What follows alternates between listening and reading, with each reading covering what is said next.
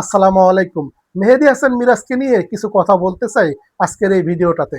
দেখুন, মেহেদী হাসান মিরাজ যদি as a test ক্রিকেটটাতে সবসময় মনোযোগ দিয়ে খেলেন, মেহেদী হাসান মিরাজ যদি চিন্তা করেন যে আজকের এই ম্যাচটাতে আমি ভালো ব্যাটিং করব, ভালো বোলিং করব, এটা কিন্তু মেহেদী হাসান মিরাজ করতে পারেন। তার মধ্যে সেই সামর্থ্যটা, সেই অ্যাবিলিটিটা কিন্তু আছে। কিন্তু আমাদের মেহেদী হাসান মিরাজ একটু বেশি এক্সাইটেড হয়ে যান, বেশি একটু অহংকার করেন যে আমি তো ভালো খেলি সবসময়। মেহেদী হাসান মিরাজ কি সাকিব আল হাসান হতে পেরেছেন, বা সাকিব আল হাসানের মতো অলরাউন্ডার হতে পেরেছেন? দেখুন, টেস্ট ক্রিকেটটাতে সাকিব আল হাসানের জায়গায় মেহেদী হাসান মিরাজ কিন্তু ভালোভাবেই সামলাতে পারেন। আমি মনে করি মেহেদী হাসান মিরাজ অবশ্যই টেস্ট ক্রিকেটটা নিয়ে বেশি মনোযোগী হওয়া উচিত। এই যে আমি পার্সোনালি মনে করি, ওয়ানডে টি-20 এই দুইটা ফরম্যাটে বেশি মনোযোগী না হয়ে মেহেদী হাসান মিরাজ যদি টেস্ট ফরম্যাটটাতে বেশি মনোযোগী হতেন, তাহলে কিন্তু সাকিব আল হাসানকেও ছাড়িয়ে যাওয়ার সামর্থ্য মেহেদী হাসান মিরাজের মধ্যে রয়েছে। আমি এই জিনিসটা কিন্তু দেখি। Mehedi Hasan Miraz as a batter হিসেবে, বোলিং হিসেবে কিন্তু ভালো পারফরমেন্স করতে পারেন, যদি মেহেদী হাসান মিরাজ চান যে না, আমি এই ম্যাচটাতে ব্যাটে বলে ভালো পারফরমেন্স করব। দেখুন, বাংলাদেশ যখন তৃতীয় দিন শেষ করে মেহেদী হাসান মিরাজ প্রেস কনফারেন্সে আসলেন, মেহেদী হাসান মিরাজ বলছিলেন যে আমি চতুর্থ দিনের সকালে কিন্তু 3 থেকে 4টা উইকেট নিয়ে নেব অস্ট্রেলিয়ার। ঠিক তাই করেছেন কিন্তু মেহেদী হাসান মিরাজ। তার মানে মেহেদী হাসান মিরাজ যেটা বলেন সেটা কিন্তু করতে পারেন, কিন্তু অনেক সময় দেখা যায় মেহেদী হাসান মিরাজ হেলামি দেয় খেলার মধ্যে, বা অনেক সময় দেখা যায় একটু অন্য মনস্ক। Mehedi Hasan Miraz as a cricketer হিসেবে কিন্তু ভালো, কিন্তু সাম্প্রতিক সময়ে তাকে নিয়ে কিন্তু অনেক কন্ট্রোভার্সি হয়েছে, তাকে নিয়ে অনেক আলোচনা সমালোচনা হয়েছে। সেটা কিন্তু তার কর্মকাণ্ডের কারণে হয়েছে। অ্যাজ এ খেলোয়াড় মেহেদী হাসান মিরাজ যখন খেলায় মনোযোগ দেবেন, তখন কিন্তু বাংলাদেশ সেখান থেকে অনেক ফায়দা পাবে।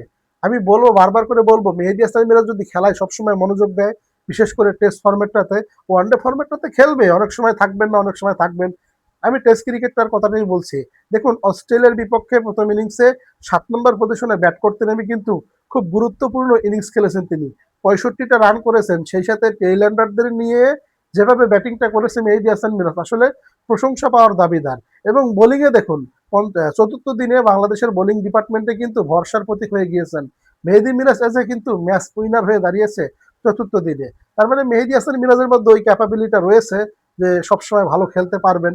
হ্যাঁ হ্যাঁ, সবসময় তো আর কোনো ক্রিকেটার ভালো খেলতে পারবেন না, ক্রিকেটারদের আপস অ্যান্ড ডাউন থাকে। দেখুন, মেহেদী হাসান মিরাজ যদি টেস্ট ক্রিকেটটাতে খুব ভালোভাবে মনোযোগ দিতে পারে, তাহলে আমি মনে করি সাকিব আল হাসানকেও ছাড়িয়ে যেতে পারেন তিনি।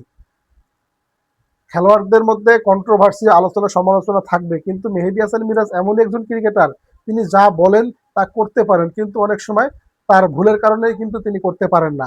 আমি বারবার করে বলবো, মেহেদী হাসান মিরাজকে অবশ্যই, বিশেষ করে টেস্ট ক্রিকেটটাতে আরো মনোযোগী হতে হবে। বিশেষ করে ব্যাটিং ডিপার্টমেন্টটাতে আরো মনোযোগী হলে বাংলাদেশ ক্রিকেট অনেক কিছু পাবে। আর সামনে কিন্তু বাংলাদেশ ক্রিকেটের অনেকগুলো টেস্ট ম্যাচ রয়েছে, এখনো কিন্তু টেস্ট চ্যাম্পিয়নশিপের বাকি আছে 7টা ম্যাচ। তো বাংলাদেশ এখান থেকে কিন্তু ফাইনালও খেলতে পারে। বাংলাদেশের ক্রিকেটারদের কিন্তু অবশ্যই দায়িত্ব নিয়ে খেলতে হবে। আর আমি বিশেষ করে বলবো, মেহেদী হাসান মিরাজ ওই পজিশনটায় যদি ভালোভাবে সামলাতে পারে, তাহলে হয়তো বা ব্যাটিং অর্ডারে আরো উন্নতি করতে পারে। আমি বলবো না যে মেহেদী মিরাজকে আরো উপরে ব্যাটিং করানো হোক, আমি বলবো মেহেদী হাসান মিরাজ যেখানে ব্যাটিংটা করছেন ঠিক সেখানেই কিন্তু ব্যাটিংটা করুক। ওই জায়গাটা মেহেদী হাসান মিরাজের জন্য একজন পারফেক্ট। দলের কিন্তু ওই জায়গাটায় হাল ধরে। 6 নম্বরে লিটন খেলেন, 7 নম্বরে মেহেদী হাসান মিরাজ, 8 নম্বরে টেইল্যান্ডারদের নিয়ে খেলার একটা, টেইল্যান্ডারদের নিয়ে যে ব্যাট করার যে একটা ক্যাপাবিলিটি রয়েছে, সেটা কিন্তু মেহেদী হাসান মিরাজের মধ্যে রয়েছে। এ কারণে টেস্ট ক্রিকেটে মেহেদী হাসান মিরাজকে আরো পরিণত হতে হবে, আরো দায়িত্ব নিয়ে খেলতে হবে, এটা আমি মনে করি। কমেন্ট বক্সে আপনাদের মন্তব্য মতামত আশা করছি।